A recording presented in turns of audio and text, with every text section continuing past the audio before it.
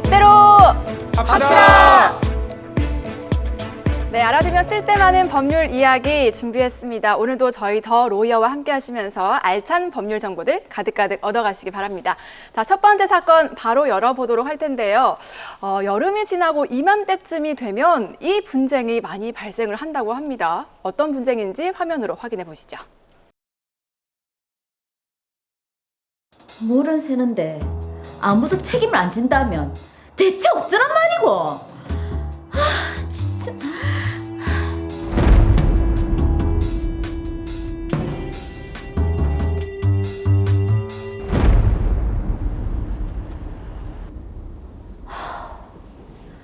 거실에도 누수가 있네. 화장실이랑 부엌에도 물이 샌 흔적이 있던데. 아 이걸 어째야 되노.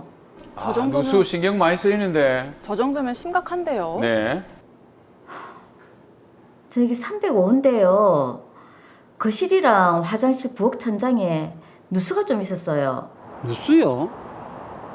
아니 지난달에 아파트 안전점검 했는데 특별한 문제 없었거든요. 아 그래요? 복도나 공용 배관에 누수 있는 데는 없고 그 아무래도 그 윗집에 한번 알아보시는 게 좋을 것 같습니다.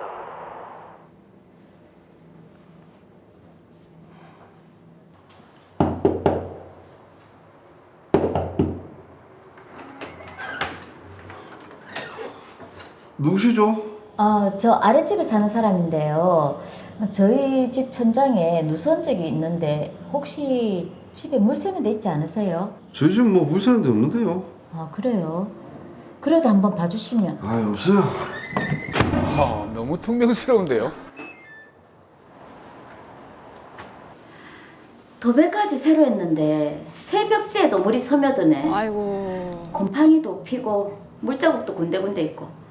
아 어째하노? 엄마, 네 기침 더 심해지나? 어제 병원 갔다 왔는데 아무래도 곰팡이 때문에 호흡기가 더 그런 것 같다 하더라고. 아, 이놈 누수 때문에 병이 다 생기네. 아무래도 이번 일 해결될 때까지 닌 이모집 좀 가 있으라. 알겠다. 근데 해결되는 거가 관리사무소도 모른다 하고 윗집도 물 새는 데는 없다 하고. 일단 뭐 전문가 불러서 원인이 뭔지 알아봐야지. 그게 낫겠네. 아유, 골치 아프게 됐네요. 원인 확인하셨어요? 내시경으로도 살펴봤는데 이 위층 배관이 빠져 있는 것 같네요. 위층 배관이요? 네, 아무래도 배관 탈락이 원인인 것 같습니다. 그럼 수리비는? 한 1,500만 원 정도 예상하시면 됩니다. 이 자세한 거는 위층에서도 한번 봐야 알거든요. 이 수리하려면 당연히 위층의 협조가 필요하고요. 위층에 얘기를 해야겠네요. 당연하죠. 그럼 상의해 보시고 연락 주십시오. 요즘은 저렇게 내시경으로 네. 원인을 알아볼 수 있거든요. 근데 위층이 너무 무뚝뚝해서 걱정이에요.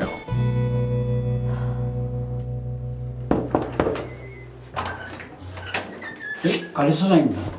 그런데요. 저 아시죠? 아랫집인데요. 지난번에 얘기한 누수요. 네. 저희가 전문가를 불러서 확인을 했는데 아무래도 배관이 이상한 것 같다고 하네요. 배관요? 네. 정밀 진단이랑 수리가 필요한데 괜찮으신 날짜에 수리 기사랑 방문을 좀 해도 될까요? 아니 수리 기사 말을 어떻게 믿어요? 우리는 아무 관계가 없으니까 그 집에서 알아서 하세요. 아니 배관이랑 아래 윗집을 같이 봐야 한다고. 이거는 그쪽 사정이고요. 우리는 뭐 물 새는 데도 없고 불편한 데도 없으니까 알아서 해결하세요. 아니 그러지 마시고 잠시 협조 좀 해주시면. 아니 아무 이유도 없이 자꾸 물이 새는 거 아파트 칠 때 잘못 지은 거 아닙니까? 아니 안전점검 결과는 이상이 없는데. 배관 때문이라면서요. 그럼 아파트 관리 사무소에서 책임져야죠. 아니 전체 배관 문제가 아니잖아요. 나는 모르겠고 알아서 해결하세요. 싸움이 됩니다, 저러면. 왜 이렇게 비협조적이죠? 이상하죠.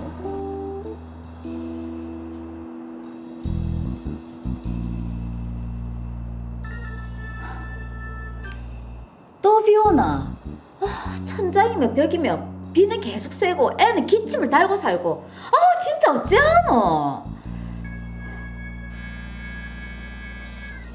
아유, 보는 제가 다 짜증이 나네요. 예, 소장님. 네, 아파트 시공사랑 하자 보증보험 회사에도 알아봤는데 하자 보증 기간이 끝나서 안 된답니다.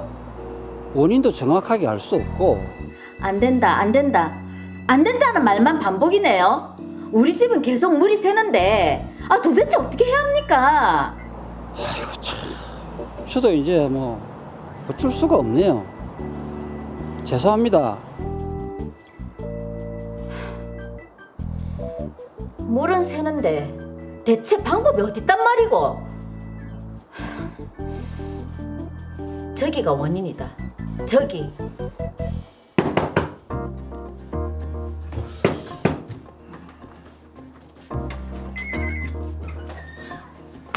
또 물이 새잖아요. 직접 내려와서 한번 보세요.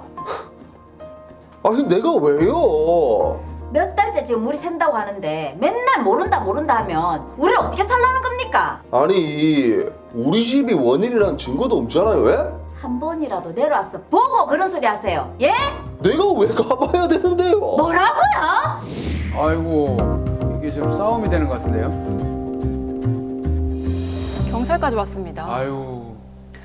네, 정말 몇 달째 이러지도 못하고 저러지도 못하고 정민 씨의 스트레스가 정말 이만저만이 아닐 것 같습니다.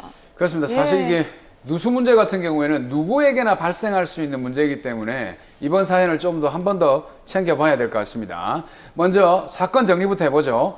정미희 씨는 여름부터 거주 중인 아파트 천장에서 누수 현상을 목격했습니다.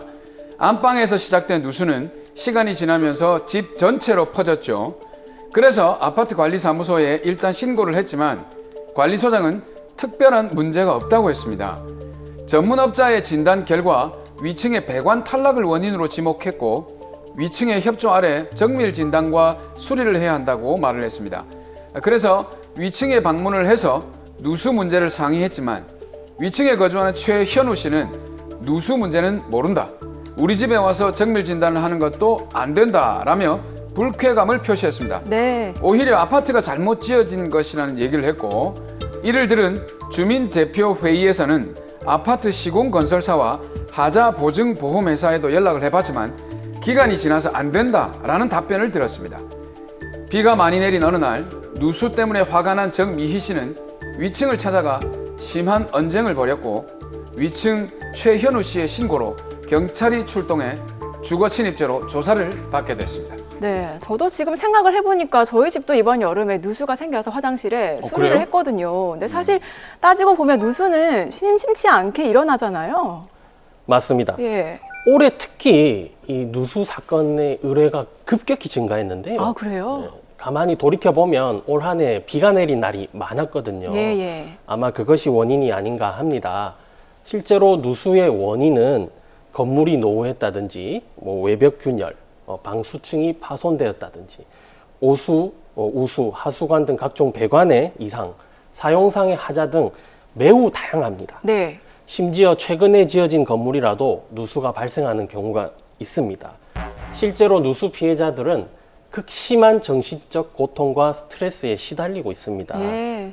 특히 이 원인을 정확히 규명하기가 쉽지가 않고 또 손해 이 배상 비용이라든지 보수하는 그 비용 자체가 만만치 않기 때문에 쉽게 해결되지가 않고 있습니다. 근데 이게 보통 누수가 먼저 발견되는 곳이 보면 천장 쪽에서 발견이 되는 경우가 많기 때문에 그렇죠, 예. 일단 원인을 위층을 지목하는 경우가 많지 않습니까? 어떻습니까? 그렇습니다. 물은 위에서 아래로 흐르니까 그럼요, 네. 예. 천장에서 물이 샌다. 그러면 당연히 윗집을 의심할 수밖에 없겠죠. 네. 하지만 반드시 이 윗집에게만 이 누수에 대한 책임이 있는 것은 아닙니다. 아니 물이 위에서 아래로 흐른다면서요. 근데 왜 위층 책임이 아니죠? 왜 그런 거죠? 네. 지금 정민 씨는 아파트에 살고 계시잖아요. 네. 네. 이런 아파트나 상가, 주상복합 같은 이런 집합 건물은 전유 부분과 공용 부분으로 구분됩니다. 전유 부분은 오롯이 내가 소유하고 관리하는 부분이고요. 네. 공용 부분은 이제 다 같이 사용할 수 있는 그런 공간을 의미합니다. 네. 예를 들면 복도라든지 엘리베이터라든지 또 공용 배관 같은 시설은 다 공용 부분이거든요. 네. 만약에 누수의 원인이 공용 부분의 하자라면 위층에만 책임을 지울 수가 없게 되는 거죠. 그래서 누수는 무조건 위층이 책임을 져야 하는 게 아니냐. 그렇지는 않다. 이렇게 얘기 드릴 수 있겠습니다. 자, 그러면 공용 부분의 같은 경우에는요, 윗집에 최현우 씨가 얘기를 한 것처럼 관리사무소에 얘기를 해서 해결을 해야 되는 건가요? 만약에 누수의 원인이 공용 부분의 하자 때문이라면 네. 그 시공사의 하자 보증 책임 기간 내라고 한다면 시공사가 책임을 질 수 있습니다. 그런데 그 기간이 만약에 지났다. 그러면 관리단이나 입주자 대표회의에서 책임을 져야 합니다. 네네. 그러면 아파트 전체 입주자들이 이러한 비용을 분담해서 내야 하는데 이런 공용 부분 하자를 대비해서 매달 내고 있는 것이 바로 장기수선 충당금입니다. 예. 네, 맞아요. 집합 건물법에 따라서 매월 납부를 하고 있고요. 예. 대부분의 이 집합 건물에서는 이러한 비용을 미리 적립해두고 있습니다. 자, 그러면 내가 소유하고 있는 전유 부분의 경우에는 그럼 어떻게 해결을 해야 됩니까? 네, 전유 부분의 하자라면 그러니까 내 소유의 부분에서 하자가 발생했다면 그 전유 부분의 소유자가 책임을 져야 하는 구조죠. 누수의 원인은 보통 위층 전유 부분의 하자인 경우가 많거든요. 네네. 그럴 때는 그 위층에서 책임을 지는 것이 맞죠. 근데 금방 말씀하신 것처럼 누수의 원인을 정확하게 진단을 하고 찾아내야 되는데 지금 드라마상으로 보면 정미희 씨가 전문 업체를 대동을 해서 원인을 찾고자 하는데 위층이 전혀 협조를 해주지 않아요. 맞아요. 예. 이런 원인을 찾을 수가 없는데 도대체 어떻게 해야 됩니까? 네, 해결 방법이 있습니다. 네. 정민 씨처럼 전문 탐지 업체에 의뢰해서 원인을 알아볼 수도 있겠지만 위층에서 협조하지 않으면 사실 정확한 조사는 어렵죠. 그렇죠. 예. 이럴 때는 손해배상 청구 소송을 제기하시고 법원에서 선임한 전문 감정인을 통해서 그 하자의 정확한 원인을 파악할 수 있고요. 구체적인 손해배상 금액도 감정할 수가 있습니다. 자, 그럼 지금 화면에서는 윗집이 협조를 하지 않고 있는데 손해배상 청구를 하면 윗집이 무조건 문을 열어서 하자 감정에 응해야 되는 건가요? 일단 소송이 걸렸으니까 네네. 위층이 피고로 당사자가 되니까 이 감정에 협조하지 않으면 그 소송상의 불이익을 감수할 수밖에 없습니다. 네네. 보통 이러한 경우는 위층이 원치 않더라도 협조하는 것이 대부분입니다. 오, 저 소송을 제기를 하면은 누수의 원인도 알 수 있고 손해배상 금액까지 또 한 번에 알 수 있게 되는 거네요. 자, 그럼 손해액은 어떤 기준으로 이게 평가가 됩니까? 지금 드라마에서 정미 씨 같은 경우에는 도배를 새로 했는데도 예. 계속 누수가 발생을 하였죠. 자, 이럴 때는 이 도배비를 비롯해서 수리비, 보수 비용, 가재 도구의 손상 비용 등을 평가해서 손해액을 감정하게 됩니다. 네네. 법원은 공사로 인한 누수의 경우에는 건설 전문가, 일상생활 누수의 경우에는 전문 손해사정사를 감정인으로 선임하고 있는 추세입니다. 그래서 손해액이 너무 적다, 부당하다 이런 걱정 크게 하지 않으셔도 될 것으로 보입니다. 말씀을 들어보니까 지금 정미희 씨 같은 경우에는 윗집이 비협조적이기 때문에 어쩔 수 없이 소송을 통해서 법원의 감정을 받는 것이 좋겠다는 생각이 드네요. 그렇습니다. 예. 사설 탐지 전문업자나 관리사무소장의 이 의견을 종합하여 볼 때는 위층의 책임일 가능성이 높기는 하지만 법원의 감정을 통해서 정확하게 그 원인과 손해액을 파악하시고 그에 맞춰서 손해배상 청구를 제기할 수 있을 것으로 보입니다. 네. 지금 이제 소송 이렇게 얘기를 하고 있는데 사실 이렇게 소송의 대상 보통 피고라고 하지 않습니까? 피고를 누구를 합니까? 어디에다가 소송을 해야 되죠?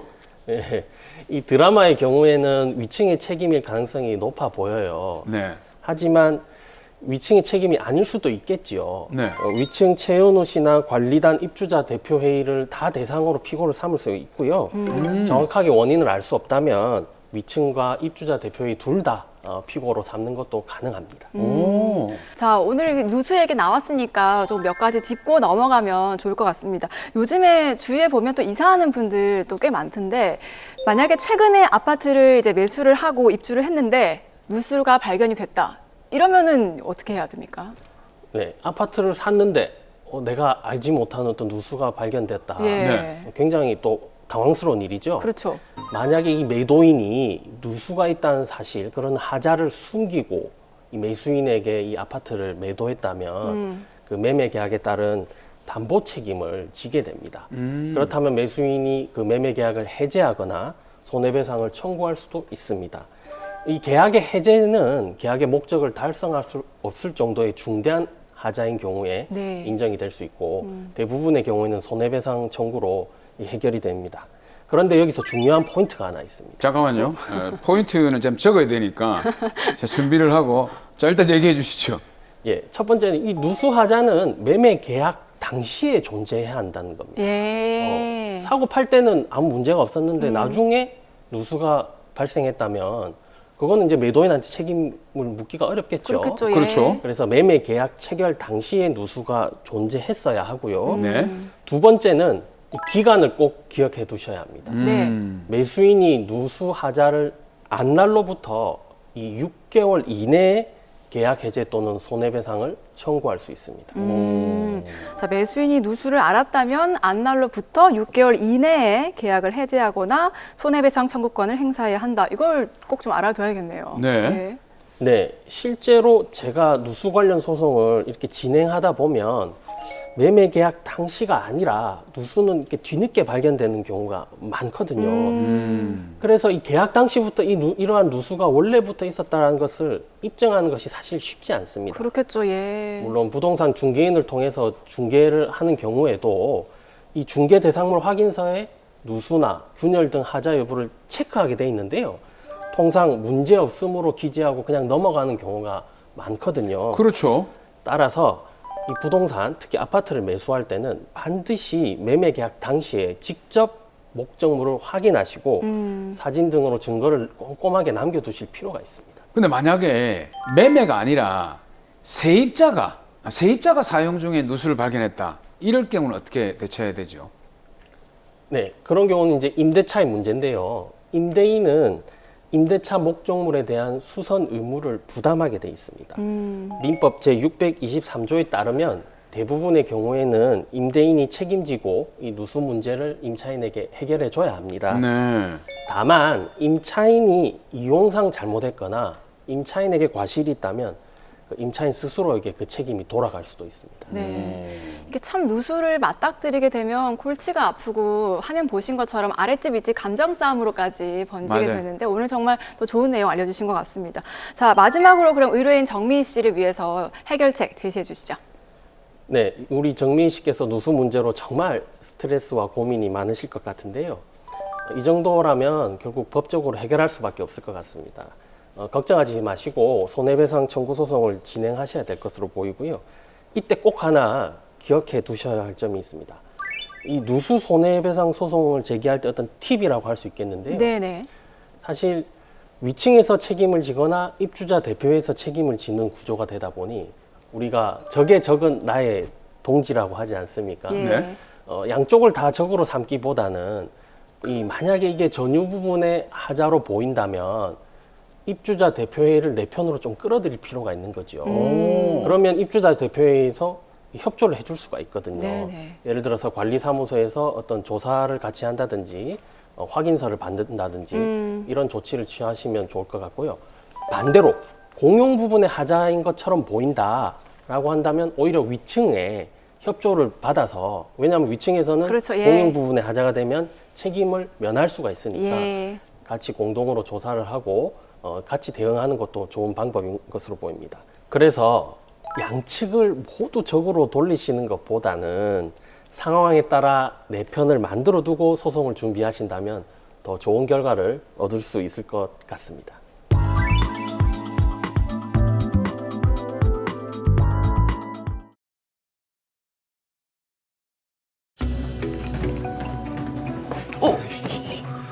니 뭐야노? 형님, 이제 어쩔 건데? 나도 답답하다고. 제대로 안 해주면 진짜 소송할 거다.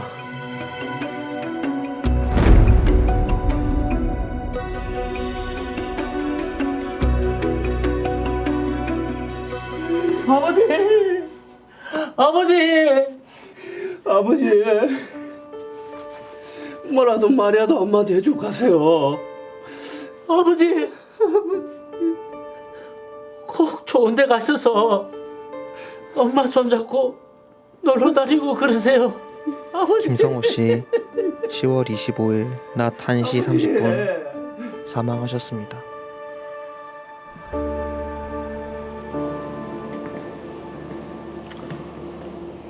형이 아버지가 말한 건물이 여기가? 그래, 여기 맞다. 리모델링 잘 돼가 있지? 뭐 건물은 작아도 세입자도 좀 있고 알짜네. 아버지가 좋은 건물 갖고 계셨네. 아이 그럼 이거 법정 지분대로 나눈 거지? 그러자. 재산도 얼마 안 되는데 상속 갖고 다투고 그러면 보기 그렇잖아. 그래. 아이 그럼 서류에 사인할 테니까 형님 처리해라. 그래, 알겠다.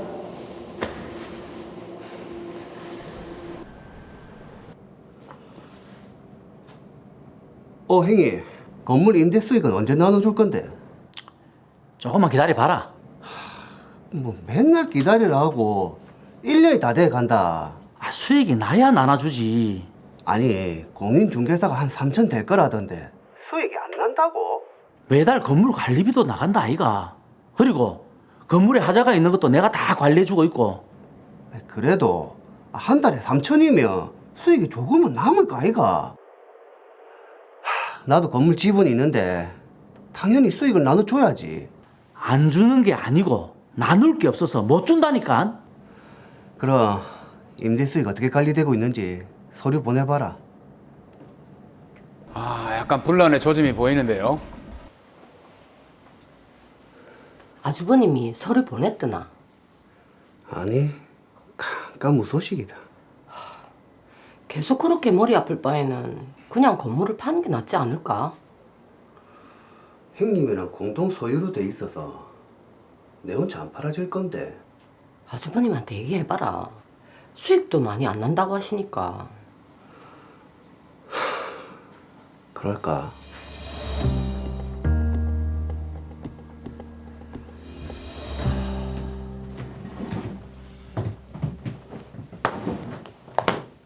동생. 네가 이 어쩐 일이고? 어쩐 일? 형님이 서류 안 보내니까 내가 직접 찾아왔지. 무슨 서류? 건물 임대 수익 그거? 임대 수익 나눠둬. 1년 동안 밀린 거 다 해서. 와, 이거 완전히 도둑놈 씹보네. 도둑놈? 형님 보자 하니까 안 되겠네. 아예 그냥 건물 팔아서 깔끔하게 지분 정리합시다.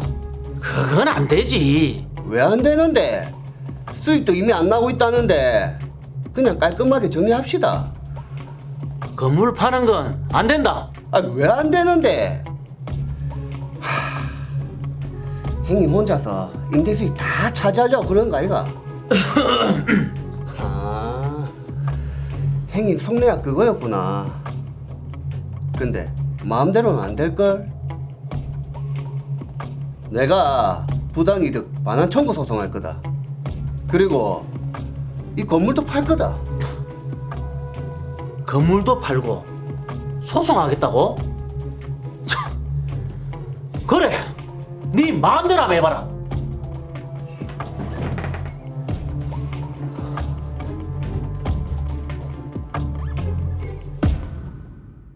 네, 아버지가 유산으로 남긴 건물을 두고 형제 간에 분쟁이 생긴 참 안타까운 사연이네요. 사실 그 유산을 두고 이런 분쟁들이 종종 있기는 합니다. 네. 자, 일단 사건 해결을 위해서 정리부터 먼저 해보도록 하겠습니다. 김현수, 김현일 형제는 아버지가 사망한 후 건물 한 채를 상속받아 공동 명의로 처리했습니다. 건물 관리는 형인 김현일 씨가 맡았죠. 주변 부동산에 알아본 결과 건물에서는 매달 약 3천만 원 정도의 임대 수익이 발생하고 있었는데요. 하지만 형 김현일 씨는 동생 김현수 씨에게 임대 수익을 나눠주지 않았습니다. 동생은 계속 임대 수익을 나눠줄 것을 요구했지만 형은 차일 피일 미루면서 1년의 시간을 끌었습니다. 참다 못한 동생 김현수 씨는 임대 수익을 나눠주지 않을 거면 건물을 팔겠다고 했고 형은 이에 동의하지 않습니다.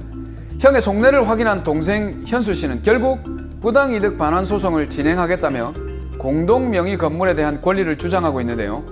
동생 현수 씨, 과연 어떻게 해야 될까요? 네, 일단 보니까요. 돈 앞에 정말 피도 눈물도 없습니다. 형제가 무너졌는데. 그렇죠. 근데 제가 봐도 형이 좀 너무하다 싶은데요. 네, 돈 앞에서 형제가 무너진 것 같아서 저도 정말 안타깝습니다. 이 문제를 해결하기 위해서는 우리 법에서 얘기하고 있는 공유, 공동 소유 이런 개념에 대한 이해가 필요한데요. 네. 민법상 공유란 여러 사람이 공동의 목적 없이 하나의 물건을 지분에 의해서 공동 소유하는 것을 말합니다. 이렇게 공유되는 물건을 공유물이라고 하고 공유물을 공유하고 있는 사람들을 공유자라고 합니다. 그럼 지금 상황을 보면 형제인 김현일, 김현수 씨가 한 건물을 공유를 하고 있으니까 공유자가 되는 거네요? 네, 맞습니다. 예. 그리고 공유물에 관한 행위로는 보존, 관리, 처분 행위가 있는데요. 먼저 보존 행위는 물건의 멸실 훼손을 방지하고 그 현상을 유지하는 행위로 공유자 각자가 단독으로 처리할 수가 있습니다. 네. 공유자들은 자신의 지분은 각자 자유롭게 처분할 수 있지만 지분이 아니라 공유물 전체를 처분을 하려면 공유자들 전원의 동의가 필요합니다. 그래서 지금 김현수 씨가 매매를 김현일 씨에게 하자 이렇게 통보를 했지만 김현일 씨가 거절을 해서 이걸 하지 못하고 있는 거죠. 근데 이제 공유물에 관해서 보통 지금 이제 보존, 관리, 처분이라고 하셨는데 보존하고 처분은 일단 알겠는데 관리라는 말이 조금 우리가 흔히 얘기하는 건물 관리? 우리가 알고 있는 그런 관리 개념이 맞습니까? 네, 비슷하다고 보시면 되는데요. 관리 행위는 처분이나 변경에 이르지 않는 공유물의 이용, 개량 행위를 말합니다. 관리 행위는 공유자 지분의 과반수로 결정하게 되는데요. 네. 과반수 지분자인 현일 씨가 임대를 한 것이 관리 행위가 되는 것이죠. 다만 이 사건에서 형인 김현일 씨와 김현수 씨 사이에 임대 수익을 독점하기로 하는 그런 합의는 없었기 때문에 김현일 씨는 임대 수익 중 김현수 씨의 지분에 상응하는 금액은 부당이득으로 반환할 의무가 있습니다. 자, 그럼 다시 말해서 동생 김현수 씨가 부당이득 반환 청구 소송을 할 수 있다는 거네요. 네, 맞습니다. 예. 먼저 부당이득 반환 소송의 개념을 잘 이해하셔야 되는데요. 부당이득 반환 소송은 법률상 원인 없이 타인의 재산이나 노무로 인해 이익을 얻은 사람에 대하여 그로 인해 손해를 입은 사람이 그 이익의 반환을 청구하는 소송입니다. 네. 그런데 이런 소송을 진행하기 위해서는 몇 가지 요건이 필요합니다. 어떤 요건입니까? 네, 4가지가 있는데요. 피고에게 수익이 있을 것, 원고에게 손해가 있을 것, 그 수익과 원고의 손해 사이에 인과관계가 있을 것, 그것이 법률상 원인이 없을 것 등의 요건이 모두 구비되어야 부당이득 반환 청구가 받아들여지게 됩니다. 네. 근데 지금 드라마상으로 봤을 때 형 김현일 씨가 수익이 발생하는데 의도적으로 수익을 주지 않는 듯한 느낌이 좀 맞아요. 들거든요. 네, 뭔가 있는 것 같아요. 그러니까 이런 거 같은 경우에는 페널티라고 해야 되나요? 약간 벌칙 그런 개념이 좀 있어야 되지 않을까요? 네, 페널티가 있습니다. 만약 소송으로 가게 돼서 김현일 씨가 패소를 하게 되면 김현일 씨가 소장 부분을 송달받은 날까지는 연 5%, 그 다음 날부터 실제로 다 지급하는 날까지는 연 12%의 비율로 계산한 돈을 추가로 지급해야 합니다.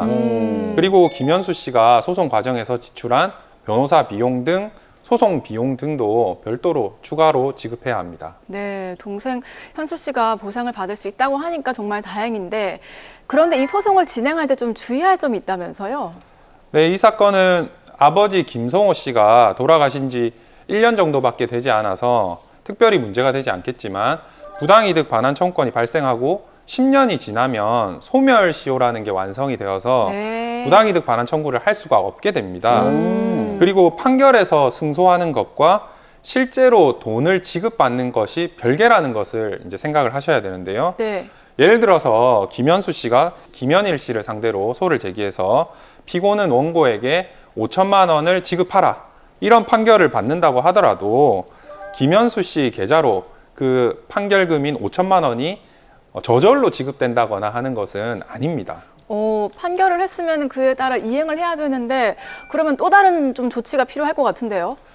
네, 판결까지 났으니까 예. 김현일 씨가 자발적으로 김현수 씨에게 돈을 지급하면 정말 다행인데 네, 그렇게 하지 않으면 결국 김현수 씨로서는 김현일 씨의 재산을 강제 집행을 해야 합니다. 아, 형제끼리. 아니면 뭐 공유물 분할 청구를 통해서 이 사건 전체 목적물을 경매를 진행을 한다거나 아니면 형인 김현일 씨의 지분에 대한 경매를 해야 되는데 이 지분이라도 묶어두려면 소송 전에 가압류 등 보존 처분을 해두시는 것이 필요하겠습니다. 그러니까 이게 가압류 신청을 한다는 그 얘기는 일단 형의 재산 변동이 더 이상 생기지 않고 발생하지 않도록 묶어둔다라는 개념이 있겠네, 그죠? 네, 맞습니다.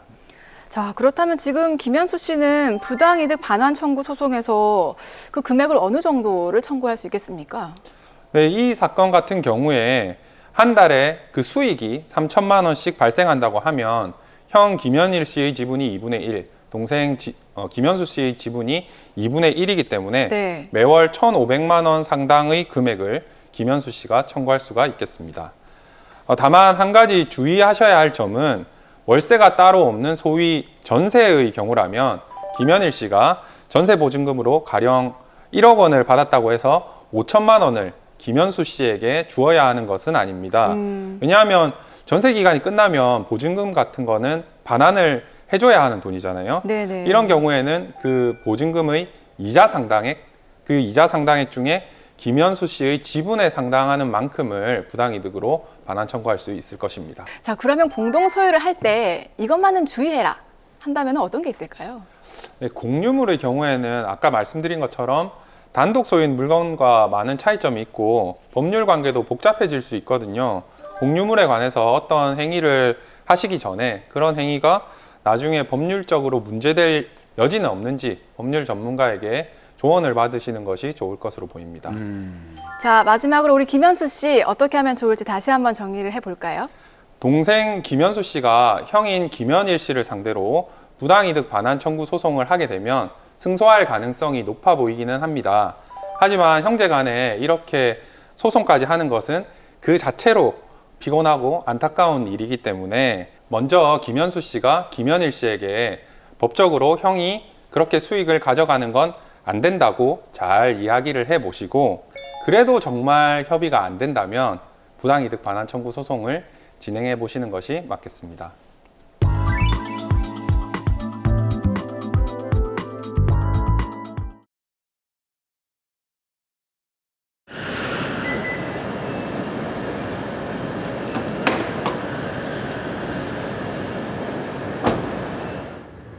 집에 있네. 응? 이 통화 내용이 녹음돼 있노? 이런 기능도 있었나? 자기야, 마트에서 와인도 한 병 사가지고 와. 오늘도 자고 가도 돼? 그럼 남편 내일 늦게 온다고 했어. 보고 싶어. 빨리 와. 내 이것들.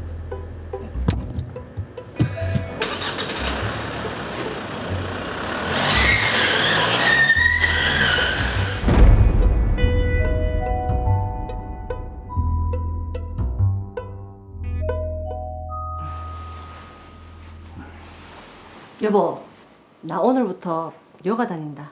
무슨 바람이 불어서? 아니, 요즘 살도 너무 찌는 것 같고. 참네. 내가 예전에 운동 좀 하라고 할 때는 들은 척도 안 하더니만.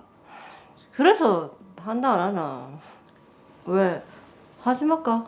아, 해라. 회비 얼만데?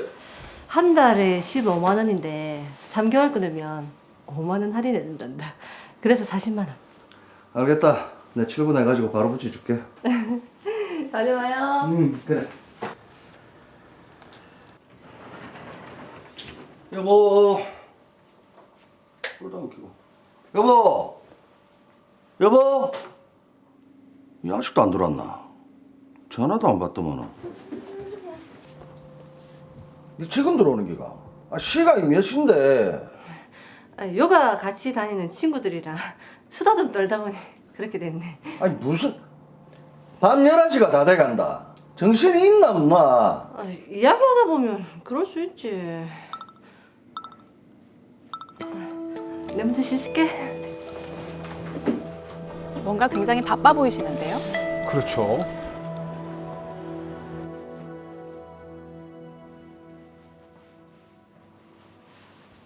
여보, 밥 국이랑 끓여놨으니까 꺼내서 드세요. 어디 가는데? 요가 다니는 친구들이랑 점심 먹기로 했다. 근데 그래 화장을 진하게 하나? 요즘 좀 수상한데. 아는 화장도 하고 옷도 몇 벌이나 사재끼고. 그럼 애들 다 꾸미고 나오는데 내만 허물쭉하게 갈까? 의심할 걸 해라.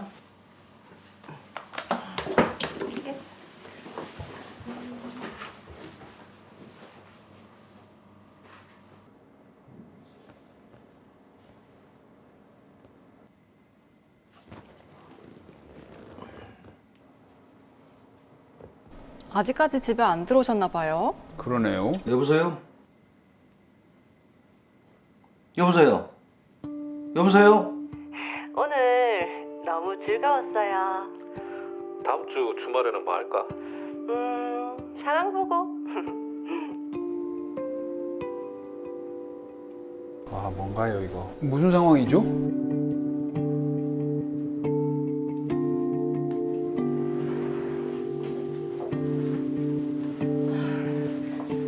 아직 안 잤어요.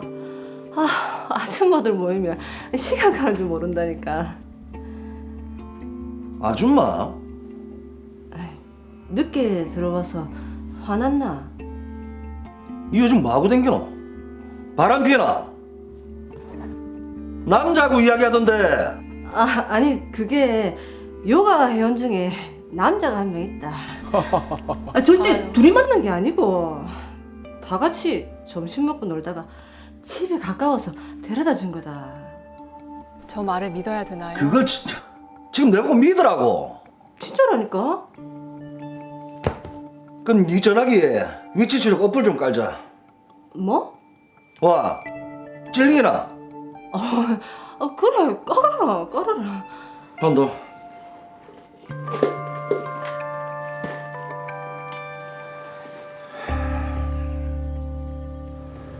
하필 출장을 이럴 때 잡아가지고. 그래도 일에 하루 일찍 맞춰서 다행이다. 오늘 들어간다고 전화를 아니지. 아까 분명히 집에 있다고 하긴 했는데.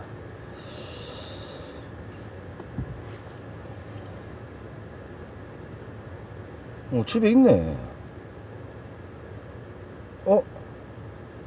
이 통화 내용이 녹음돼 있노? 이런 기능도 있었나? 자기야, 마트에서 와인도 한 병 사가지고 와. 오늘도 자고 가도 돼? 그럼 남편 내일 늦게 온다고 했다. 보고 싶어. 빨리 와. 지금 바로 출발할게요. 내 이거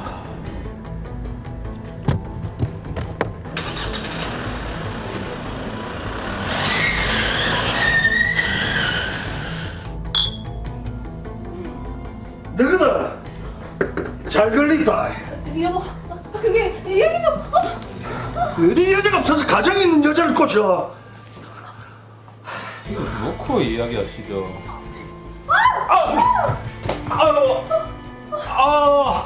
사람 죽네. 당시 폭행죄로 고소할 겁니다. 뭐? 폭행죄? 너희들 두고 봐라. 내가 가진 증거 싹 다 끌어모아서 너희들 가만 안 둔다. 네, 정말 아니길 바랬는데 아내는 바람을 피고 있었습니다. 게다가 내연남을 집에까지 끌어들이다니요. 김찬우 씨 정말 화가 나다 못해서 기가 막힐 것 같습니다. 야, 사실 뭐 저 상황이라면 그 어떤 남자도 눈이 좀 뒤집히지 않겠습니까? 그렇죠, 저도 예. 지금 이렇게 눈이 일단 참고 차분하게 이성적으로 사건 정리를 먼저 해보도록 하겠습니다. 김찬우 씨는 아내 배솔미 씨의 불륜을 의심해서 배솔미 씨의 동의하에 배솔미 씨 휴대폰에 위치 추적 어플을 설치하게 됩니다. 이후 출장 중에 아내의 위치를 확인해 보았는데요.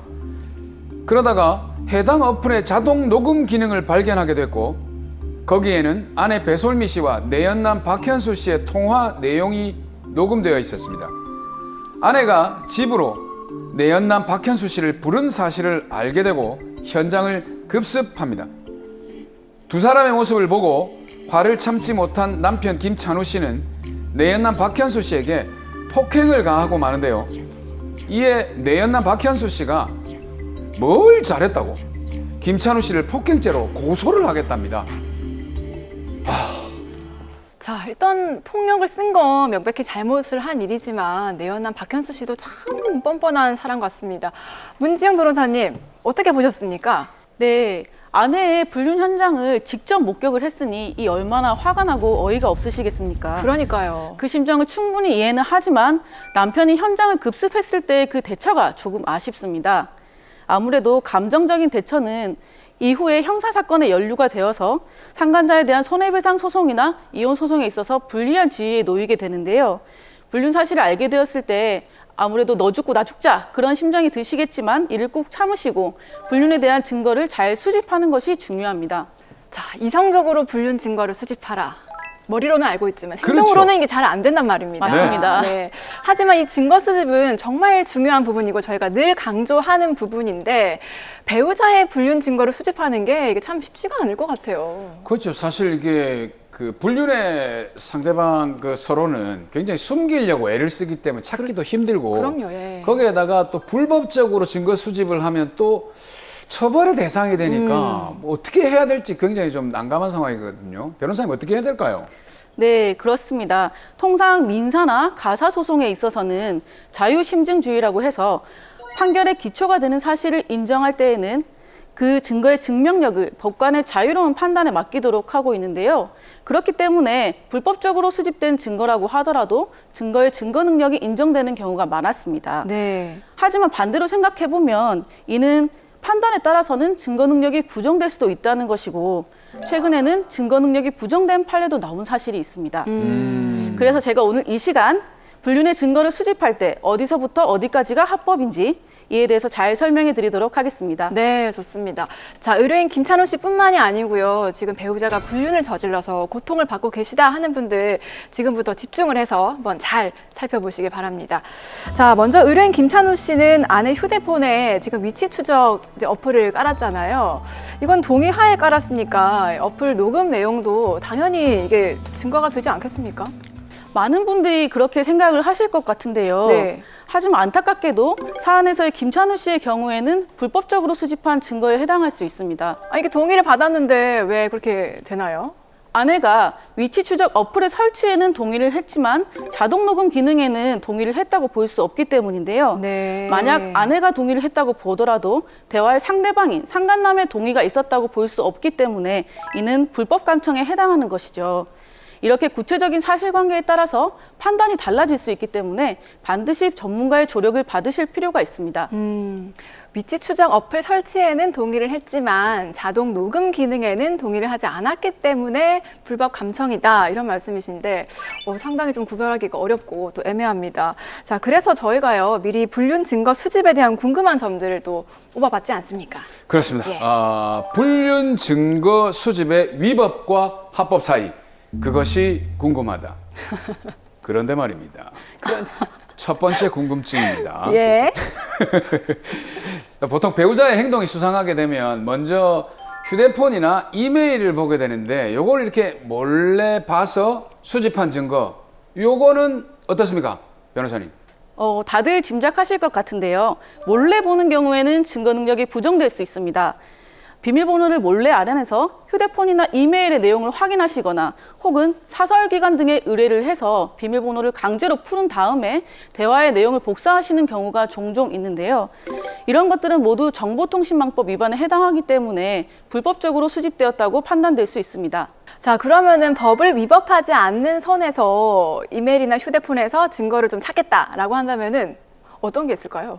네, 외도로 인한 상간자 소송을 준비하시면서 이런 질문을 정말 많이들 하시는데요. 네. 예를 들어서 예전부터 부부간에 휴대폰이나 이메일이 공유되고 있었다든지 혹은 비밀번호를 걸어놓지 않은 경우 혹은 명시적인 허락을 받아서 사용하던 도중에 증거를 발견하고 수집한 경우라면 문제가 되지 않습니다. 그러니까 이게 상대방의 동의가 있어야 되는 게 굉장히 중요한 포인트네요. 네, 맞습니다. 네. 명시적으로나 묵시적으로나 그 사용이 허용된 상태에서 이루어진 증거 수집이라면 적법합니다. 자, 그리고 또 이런 방법이 있습니다. 배우자의 불륜을 찾기 위해서 가장 이제 많이 하는 방법이 차나 집에 몰래 녹음기를 설치하는 방법이 있잖아요. 네. 이건 어떻습니까? 네, 이런 경우가 가장 많으실 것 같은데요. 네. 그러나 대화에 참여하지 않은 제3자가 타인 간의 대화를 녹음하는 경우에는 통신비밀보호법 제3조에 위반되게 됩니다.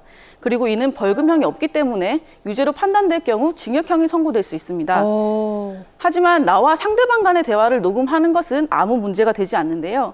따라서 이런 경우라면 배우자나 상간남과 대화를 나누시면서 사실관계를 추궁해서 불륜을 인정하는 듯한 내용의 진술을 받으시거나 혹은 반성하는 내용의 진술, 그 밖에 간접적인 정황에 대해서 진술을 받아서 녹음하시는 것이 좋습니다. 자, 그러면 이런 경우는 어떻습니까? 배우자의 바람이 의심될 때 아예 뭐 흥신소나 어떤 사설 업체에게 의뢰를 해가지고 좀 이렇게 알아봐 달라라고 하는 경우가 있잖아요. 이거 많이 하는 거 아닌가요?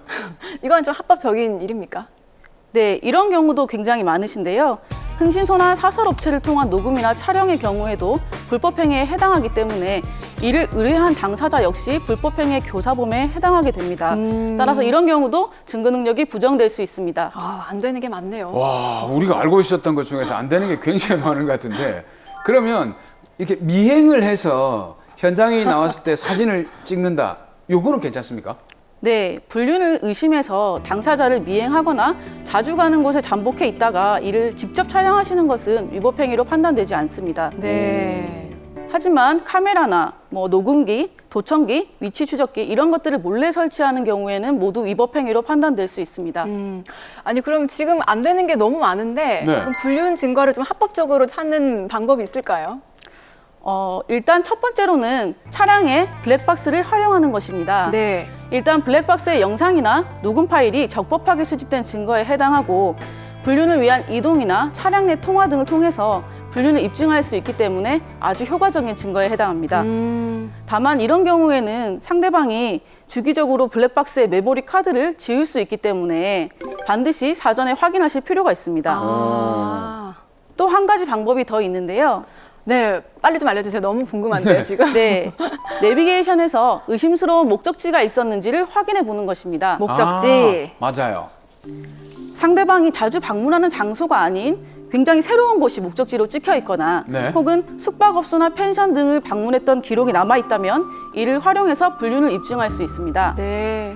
그러기 위해서는 일단 방문했던 숙박업소의 CCTV 영상을 반드시 확보하실 필요가 있는데요.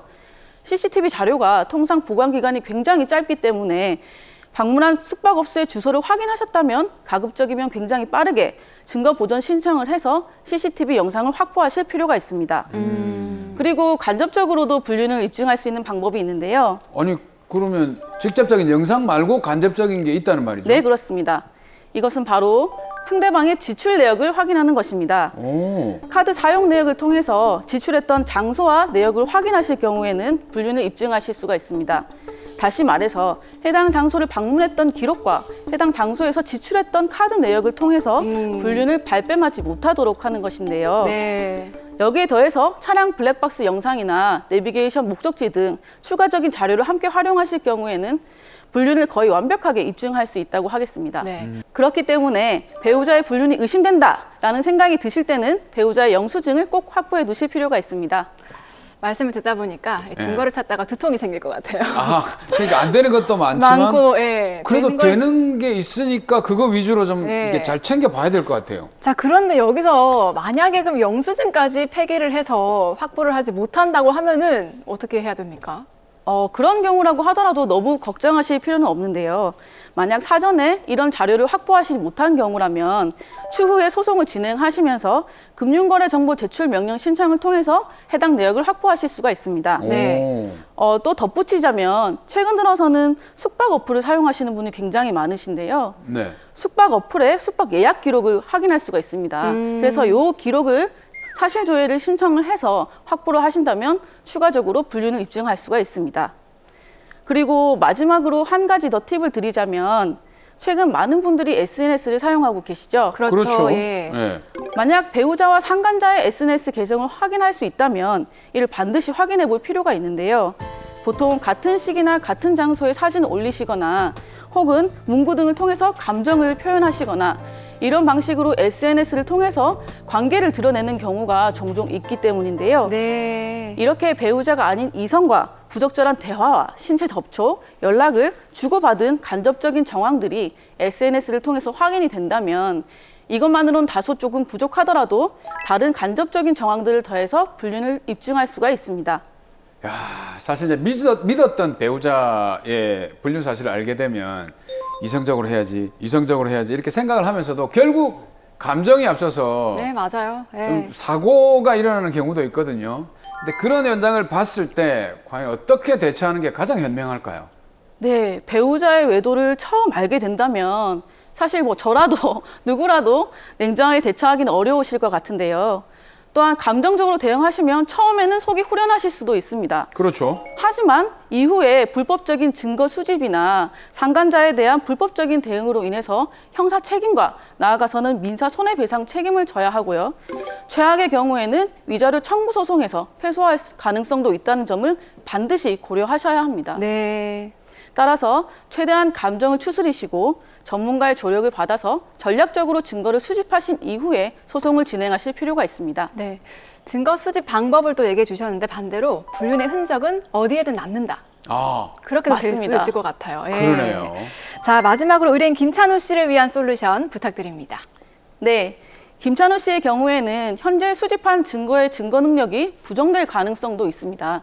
따라서 더 이상의 감정적인 대응을 조금 삼가하시고 배우자나 상간남과 위 상황에 대한 어떤 사실관계를 확인할 수 있도록 대화를 나누며 이를 녹취하시거나 추가적으로 차량 블랙박스, 내비게이션 목적지 등을 활용하셔서 증거를 수집하신 이후에 위자료 청구 소송을 진행하실 것을 추천드립니다. 또한 증거가 부족하시더라도 소송 진행 중에 금융거래 정보 제공 명령 신청이나 문서 제출 명령 신청 등을 통해서 추가적인 입증이 가능하시기 때문에 전문가의 도움을 받으신다면 약 3천만 원 정도의 위자료 청구가 가능하실 것으로 보입니다.